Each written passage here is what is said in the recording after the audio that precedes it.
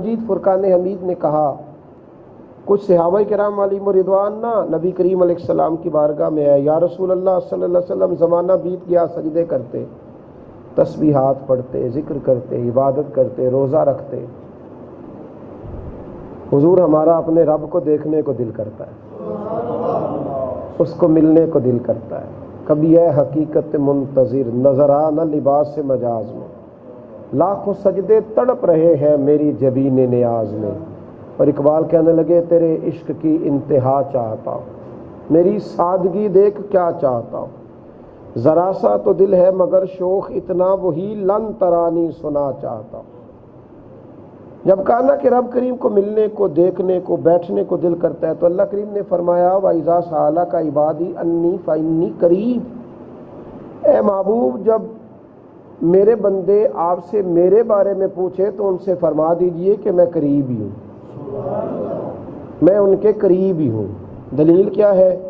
اجیب دعوت الداعی اذا دعان، وہ جب بھی مجھ سے دعا کریں گے میں ان کی دعاؤں کو قبول فرماؤں گا، وہ جب بھی مجھے پکاریں گے میں ان کی پکار کو قبول کروں گا۔ یہ دلیل ہے۔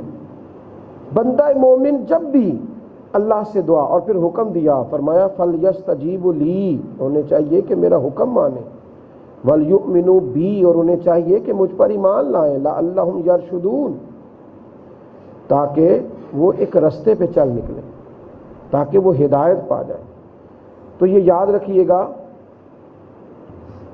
یعنی دعا کریں اور دعا کرنے کے بعد پھر ایک رستہ ان کے لیے آئے گا۔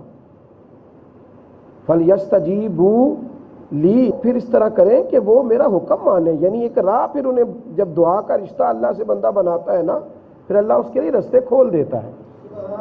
جب دعاؤں کے رستے شروع ہو جاتے ہیں تو پھر رستے کھلنے شروع ہو جاتے ہیں۔ اس لیے میرے نبی کریم صلی اللہ تعالی علیہ وسلم نے فرمایا اپنے رب سے کثرت کے ساتھ دعا مانگا کرو، جو اللہ سے نہیں مانگتا اللہ اس سے ناراض ہو جاتا ہے، اور حضور فرماتے ہیں جو رب سے زیادہ مانگتا ہے اللہ اس سے زیادہ خوش ہوتا ہے۔ وہ اللہ سے کھل کے مانگو، صبح و شام مانگو، اور اپنی طلب سے بڑھ بڑھ کے مانگو۔ اور حضور صلی اللہ علیہ وسلم نے ایک مقام پہ فرمایا کہ دعا عبادت کا مغز ہے، اور ایک مقام پہ فرمایا دعا خود ایک عبادت ہے۔ اور حضور علیہ الصلوۃ والسلام ارشاد فرمانے لگے رب کی نظر میں سب سے معزز انسان وہ ہے جو اللہ سے دعائیں زیادہ مانگتا ہے۔ دعا بندے کا اللہ سے رشتہ ہے۔ آپ محسوس کرتے ہیں کہ جب انسان بڑی تکلیف میں ہوتا ہے تو اس کا دل کرتا ہے اسے کوئی اپنا قریبی ملے، رازدار ملے، اور انسان اس کے پاس جائے تو کھل کے نہ دکھڑا بیان کرے، آہوزاری کرے، اس کی بارگاہ میں عرض کرے، اس کو سارا کچھ بتائے، تو وہ محسوس کرتا ہے کہ کوئی ایک اور مل گیا جو اس کا رازدار بن گیا ہے، میرا دل ہلکا ہو گیا ہے۔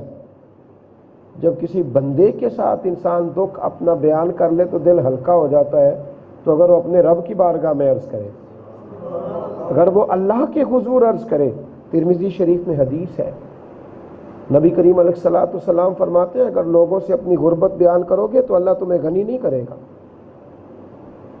لیکن اگر تم اپنے دکھ اپنے رب سے بیان کرو گے تو جلدی یا دیر سے اللہ تمہیں لوگوں سے بے نیاز کر دے گا، تمہیں غنی کر دے گا رب کریم۔ اپنے دکھڑے اپنے رب سے بیان کریں، اس کی بارگاہ میں دعائیں مانگیں، اس کے حضور التجائے کریں، دعا کا رشتہ لگائیں اللہ کے ساتھ۔ ہاں کچھ آداب ہیں دعا کے، ان آداب کے سمیت دعا کریں۔ سب سے پہلی بات تو دعا گڑ گڑا کے کریں، عاجزی کے ساتھ کریں، شرمندگی کے ساتھ کریں۔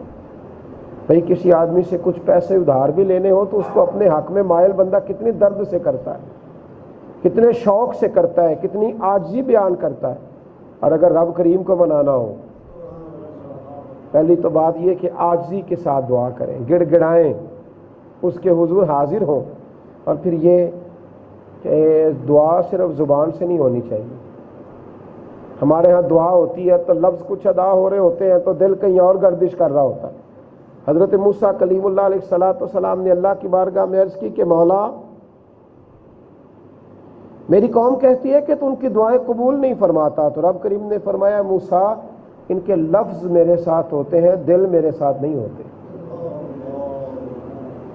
اللہ کی بارگاہ میں انسان دعا مانگے اور پھر اس کی توجہ کسی اور جانب ہو۔ دیکھیں نا یہاں ہمارے پاس مساجد میں، کسی ادارے میں صبح اگر کوئی بچہ سبق پڑھنے آتا ہے وہ کسی بھی استاد کے سامنے، تو پڑھتے ہوئے اگر دائیں بائیں دیکھتا ہے تو استاد برا محسوس کرتا ہے کہ بھئی یہاں تو سبق پڑھ رہا ہے، یہاں تو عبارت دیکھ رہا ہے، یہاں تو سنا رہا ہے، توجہ تیری کہاں ہے؟ یہ چیز گراں گزرتی ہے تو آپ رب کی بارگاہ میں دعا مانگ رہے ہیں، اللہ کے حضور دعا مانگ رہے ہیں، اور توجہ نہیں ہے آپ کی، دل حاضر ہو، طبیعت حاضر ہو، موجود ہو، اور پھر انسان دعا مانگے، اور پھر یہ بھی یہ دعا کے آداب میں شامل ہے کہ اس کا رزق حلال ہو۔ حضور صلی اللہ علیہ وسلم نے ایک شخص کو بڑی آہوزاری سے دعا کرتے ہوئے دیکھا تو فرمایا اس کی دعا اس لیے قبول نہیں ہوگی کہ جو اس نے کھایا ہے وہ بھی حرام ہے، جو پہنا ہے وہ بھی حرام ہے۔ تو لقمہ حرام والا آدمی جب دعا مانگتا ہے تو قبول نہیں ہوتی۔ اور پھر میرے نبی کریم علیہ الصلوۃ والسلام نے طریقہ بتلایا، فرمایا پہلے اللہ کی حمد کرو، پھر اس کے رسول پر درود پڑھو۔ اب تم جو دعا کرو گے اللہ اپنے فضل سے قبول فرمائے گا، اللہ اپنی رحمت سے قبول فرمائے گا۔ آپ کے پاس جو نیک اعمال ہوں ان کا وسیلہ دے کے دعا کریں۔ بڑی معروف حدیث ہے کہ 3 لوگ ایک غار میں الجھ گئے تھے، تو ایک نیکی جو ان کی چھپی ہوئی تھی ان نیکیوں کا وسیلہ دے کے دعائیں کی تو اللہ نے ان کی دعاؤں کو قبول فرما لیا۔ اور پھر رب کی بارگاہ میں نبی پاک کا وسیلہ دے کے دعا کریں۔ اللہ کی بارگاہ میں ولیوں کا وسیلہ بھی قبول ہے، اعمال کا وسیلہ بھی قبول ہے، اور جو وسیلہ سب سے زیادہ قبول ہے وہ میرے محبوب کا وسیلہ ہے۔ خود نبی کریم علیہ الصلوۃ والسلام نے حضرت فاطمہ بنت اسد رضی اللہ تعالیٰ عنہ جو مولا علی شیر خدا کی والدہ تھی، جب ان کو قبر میں دفن کیا تو دعا کی، اے اللہ میرے اور پچھلے انبیاء کے وسیلے سے ان کی قبر پہ رحمت فرما۔ حضرت عثمان بن حنیف کو جب نبی پاک نے دعا سکھائی، ترمذی میں موجود ہے، تو فرمایا میرے وسیلے سے دعا کرنا اللہ قبول فرمائے گا۔ الفاظ دعا میں حضور نے وسیلے کا سبق دیا، تو ان سارے عوامل کو پیش نظر رکھ کے دعا کریں، اور اگر اللہ توفیق دے تو آنکھوں میں کوئی آنسو آ جائے، دل پہ چوٹ لگے اور کوئی 2 آنسو آ جائے، پھر انسان دعا مانگے تو پھر تو رب کریم بڑا ہی راضی ہوتا ہے، پھر تو اللہ بڑا ہی نوازتا ہے۔ اس کی بارگاہ میں دعا کریں، التجا کریں۔ حضور ہمیشہ دعا کرتے، ہر مقام پر دعا کرتے، ہر مقام پر نبی پاک کے ہاتھ اٹھتے، کتنی کتنی دیر حضور دعائیں کرتے رہتے۔ صحابہ کرام فرماتے ہیں کبھی اتنے اونچے ہاتھ اٹھاتے حضور کہ ہم حضور کے بغلوں کی سفیدی دیکھتے۔ نبی کریم علیہ الصلوۃ والسلام نے فرمایا غافل دل والے کی دعا اللہ قبول نہیں فرماتا، دعا کریں، اس کی بارگاہ میں حاضری دیں۔ اور بہت سارے ایسے لوگ ہیں کہ جو کسی کی غیر موجودگی میں اس کے لیے دعا کرتے ہیں، اس پہ کرم ہو رہا ہوتا ہے پر اسے پتہ ہی نہیں ہوتا یہ کس کی برکت سے ہو رہا ہے۔ میرے رسول پاک علیہ السلام نے فرمایا جب تم اپنے بھائی کی غیر موجودگی میں اس کے لیے دعا کرتا ہے، اس کی غیر موجودگی میں جب تو اس کے لیے دعا کرتا ہے تو اللہ تعالیٰ تیری پشت پر فرشتہ کھڑا کر دیتا ہے جو تیری دعا پر آمین کہتا ہے، اور یہ بھی کہتا ہے کہ اے اللہ جو یہ اپنے بھائی کے لیے مانگ رہا ہے نا پہلے اسے عطا فرما۔ تو دعا اگر آپ کسی کی غیر موجودگی میں مانگتے ہیں اور کسی سے دعا کراتے ہیں، یہ بھی میرے محبوب کا طریقہ ہے، دعا کریں بھی اور دعا کرائیں بھی۔ حضرت عمر فاروق رضی اللہ تعالیٰ عنہ فرماتے ہیں مجھے وہ وقت نہیں بھولتا جب میں نے نبی کریم علیہ السلام سے اجازت طلب کی تھی کہ یا رسول اللہ میں عمرے کے لیے جانا چاہتا ہوں، تو حضور نے فرمایا جاؤ، اور پھر ایک جملہ حضور نے کہا مجھے کبھی نہیں بھولا، حضور نے فرمایا عمر میرے بھائی ہمیں بھی اپنی دعاؤں میں یاد کر دو۔ فرماتے قربان جاؤں میں رو پڑا حضور، میں اور آپ کے لیے دعا کروں، تو امیر حرم میں فقیر بے نوا، تو کجا من کجا۔ دعا کرائیں بھی، کسی سے کہیں کہ وہ 2 جملے دعا کے کہہ دے۔ میرے نبی کریم نے حضرت عمر فاروق سے مولا علی سے کہا تھا جب اویس کرنی سے ملنا نہ تو اسے کہنا میری امت کے لیے دعا کرے، اسے کہنا میری امت کے لیے دعا کرے۔ حضور نے دعائیں کرائیں، حضور کو حاجت نہ تھی پر ہماری تربیت کے لیے کرائیں، ہماری تربیت کے لیے کرائیں۔ حضرت ابو بکر صدیق رضی اللہ تعالیٰ عنہ نے سیدہ عائشہ صدیقہ رضی اللہ تعالیٰ عنہ سے فرمائش کی، فرمایا عائشہ جس دن دیکھو نا حضور غم امت میں پریشان زیادہ نہیں ہیں اور محبوب مسکرا رہے ہیں تو عائشہ میری اور اپنی بخشش کی دعا کرا لینا۔ میری اور اپنی بخشش کی دعا کرا لینا۔ تو نبی پاک سے دعا کرانا، نبی کریم علیہ الصلوۃ والسلام نے صحابہ کو سکھایا تھا کسی سے دعا کرانا، تو وہ دعائیں کرایا کرتے تھے۔ ایک ہوتا ہے دعا کرنا، ایک ہے دعا دینا، ایک ہے دعا کرانا، اور ایک ہے بندہ کام ایسا کرے کہ اس کے لیے دعا نکل جائے، خود بخود کوئی دعا دے دے۔ یہ بھی بڑا ہی کمال ہے۔ حضرت عثمان غنی رضی اللہ تعالیٰ نے دیکھا کہ حضور پر بظاہر بار بار حضور اعلان فرما رہے ہیں، بظاہر کہہ رہے ہیں لاؤ چندہ دو، بار بار ایک جنگ پر۔ تو نبی کریم علیہ الصلوۃ والسلام کے بار بار اعلان کرنے پر حضرت سیدنا عثمان غنی بھی بار بار ہی دیتے رہے، اللہ کے راستے میں بار بار دیتے رہے۔ فرماتے ہیں جب میں بار بار دیتا رہا نا تو حضور نے ایک دعا دی، وہ دعا مجھے دنیا اور ما فیہا سے پیاری ہے۔ اللہ کے رسول نے فرمایا اے اللہ میں عثمان سے راضی ہوں، تو بھی اس سے راضی ہو جا۔ حضور نے دعا دی، فرماتے ہیں میں دنیا اور ما فیہا سے میرے لیے بہتر۔ کچھ کام آج بھی ہمیں نبی پاک کی دعا مل سکتی ہے۔ حضور نے دعا دی تھی اے اللہ جو میری حدیثیں یاد کر کے آگے پہنچائے اس کے چہرے کو ہمیشہ تر و تازہ رکھنا۔ آج بھی دعائیں لے سکتے ہیں، محبوب کی دعائیں آج بھی ہمارے حق میں موجود ہیں۔ میرے رسول کریم علیہ السلام نے کہا اللہ کی بارگاہ میں دعا مانگو، گڑ گڑا کے مانگو، اور فرمایا رب حیا والا ہے۔ یا رسول اللہ کیا مانا؟ فرمایا وہ حیا والا، جب اس کا بندہ ہاتھ پھیلاتا ہے تو وہ کہتا ہے مجھے حیا آتی ہے، اس نے اتنے بڑے مالک کی بارگاہ میں بڑا جان کر ہاتھ پھیلائے ہیں تو خالی لوٹا دوں؟ اسے حیا آتی ہے، جب ہاتھ پھیلاتے ہو تو جھولی بھر کے عطا کرتا ہے۔ نبی کریم علیہ السلام اللہ سے مانگنے کا حکم دیتے، اور نبی پاک صلی اللہ تعالی علیہ وسلم ہمیں یہ رستہ دکھاتے کہ ہمیں رب کریم سے مانگنا چاہیے۔ ایک درویش تھے، ان سے کسی نے کہا بابا جی آپ کو دعا میں بڑی دلچسپی ہے اور بڑے شوق سے مانگتے ہیں، تو کہاں سے سیکھا؟ فرمانے لگے اپنی بیوی سے سیکھا ہے۔ دعا مانگنے کا طریقہ اپنی بیوی سے سیکھا۔ کہ حضرت صاحب بیوی سے؟ فرمایا ہاں جناب کیسے؟ فرمانے لگے میری بیوی کو کچھ پیسوں کی ضرورت تھی، میں سفید پوش آدمی ہوں، زیادہ رقم نہیں رکھتا۔ ایک دن اس نے کہا کہ وہ فلاں چیز کی ضرورت ہے، کچھ پیسے چاہیے تھے۔ میں نے اس سے کہا کہ ابھی میرے پاس موجود نہیں ہے، کچھ دنوں میں دیتا ہوں۔ اس نے پھر یاد کرایا ایک دو دن کے بعد، صاحب آپ کو ایک کام کہا تھا، کچھ پیسے چاہیے تھے تو دے دیجئے، فلاں ضرورت ہے۔ تو میں نے کہا ابھی نہیں آئے، آتے ہیں تو دیتا ہوں۔ کہتے ہیں عورتوں کا مزاج ہوتا ہے نا، 3-4 دنوں کے بعد پھر اس نے یاد کرایا، وہ ایک گزارش کی تھی، تو کہتے مجھے برا لگا، میں نے ڈانٹ دیا۔ میں نے کہا کیا تو روز مجھے یاد کراتی رہتی ہے، مجھے پتہ ہے دینے ہیں، آتے ہیں کہیں سے تو دیتا ہوں۔ تو میں نے ڈانٹا تو رو پڑی۔ اس نے ایک جملہ کہا تو مجھے رب سے مانگنے کا طریقہ آ گیا۔ رو کے کہنے لگی آپ ہی میرے شوہر ہیں، آپ سے نہ کہوں تو پھر کس سے جا کے کہوں؟ آپ ہی میرے خاوند ہیں، سرتاج ہیں، پھر میں اور کس سے کہوں؟